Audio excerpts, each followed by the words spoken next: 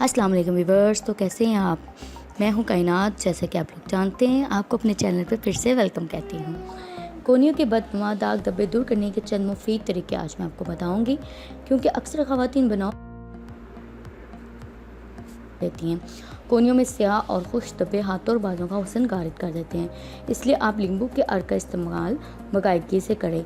नींबू का अर्क कोहनियों पर लगाने से सफ़ेद और नरम हो जाते हैं। कोहनी की सख्त जिल्द को मुलायम करने के लिए बादाम का पाउडर बनाकर इसमें थोड़ा नींबू का अर्क मिला दें। इसके बाद कोहनी का मसाज करें। कुछ देर बाद इसको नीम गर्म पानी से धो लें। इसके अलावा कोहनी पर मेकअप करने के लिए सबसे पहले कोई कोल्ड क्रीम कोहनी पर अच्छी तरह लगा लें, फिर इस पर टैल्कम पाउडर लगाएं। अब इसे टिश्यू या फला लाइन के कपड़े से रगड़ दें। चंद दिन की वजह से कोहनी की रंगत निखर जाएगी। कोहनियों के बदनुमा दाग धब्बे दूर करने के चंद मुफीद और तरीके मैं आपको बताऊंगी। आप अपनी कोहनियों के बदनुमा दाग धब्बे दूर करने के तरीके दर्जा ज़ेर हैं। नंबर 1, कोहनी के सादा धब्बे दूर करने के लिए नींबू काट कर इसका रस निकाल कर अलहदा कर लें और छिलकों में आधा चाय का चम्मच दूध डालकर कोहनी पर खूब रगड़ें। चंद दिनों के इस्तेमाल से ही आपकी कोहनियाँ साफ़ और नरम मुलायम हो जाएंगी। नंबर 2, एक छोटा चाय का चम्मच विटामिन ई में एक छोटा चाय का चम्मच नींबू का रस। विटामिन ई कैप्सूल्स होते हैं जो कि बाज़ार में आम दस्तयाब होते हैं।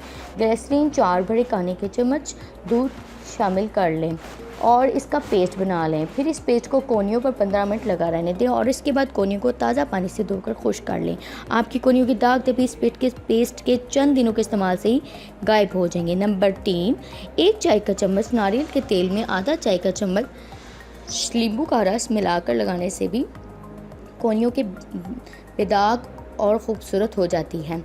नंबर 4, कोहनियों पर सरसों के तेल का मसाज भी इनकी खूबसूरती और रनाई में इजाफा करता है और इन पर पैदा होने वाली खुश्की को कंट्रोल करके कोहनियों को बदनुमा होने से बचाता है।